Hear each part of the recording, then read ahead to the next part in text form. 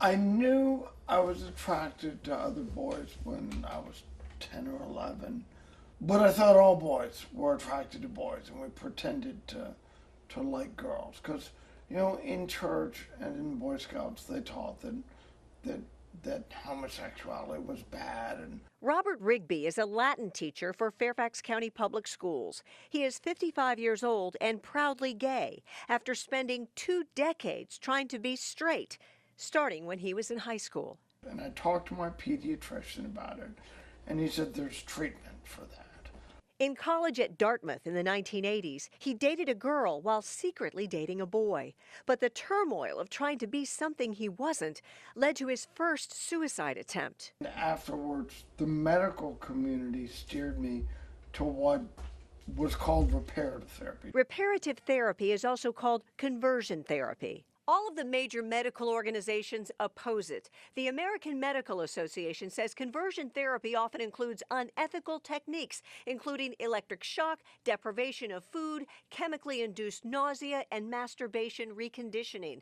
It says these practices may increase social behaviors and cause numerous problems, such as significant psychological distress, anxiety, and lowered self-esteem. I did therapy groups, I did individual therapy.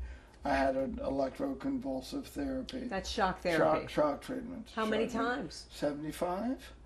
Oh my goodness. 75. What was that like? The whole thing was destructive to my life. It led to chaos. It led to my having difficulty keeping a job. It led to all sorts of emotional and mental kind of repercussions. It was destructive and debilitating. Finally, when Rigby was 34 years old, it was a Baptist minister who had a revelation after working with him for 6 months.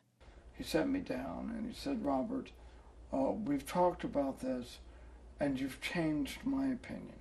He said, Robert, I've come to the conclusion that God made you the way you are and God loves you the way you are. If God doesn't like that about you, how can he love you?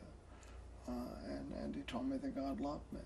It was eye-opening and extraordinarily scary. It was scary because his secret would have to come out. No one in your family knew that you were gay.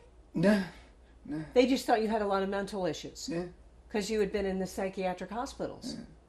And it was all because you were trying not to be gay. It is banned in D.C. and 16 states, including Maryland. Virginia's legislature has failed to pass a similar ban. But in April, the Virginia Board of Psychology issued guidance stating that conversion therapy should be considered a violation of standard practices. You're lucky you're alive. I am. I'm very lucky I'm alive. Yeah. 2 suicide attempts? 2. Rigby says he's proof that so-called reparative or conversion therapy can't change who you are. I can tell you it doesn't work. Didn't work for you. Didn't work for me. After 19 years. I said to someone at once, if I could give an arm to be straight, I'd give you my arm. No one would take my arm. Thank God I need my arms. Peggy Fox, WUSA 9.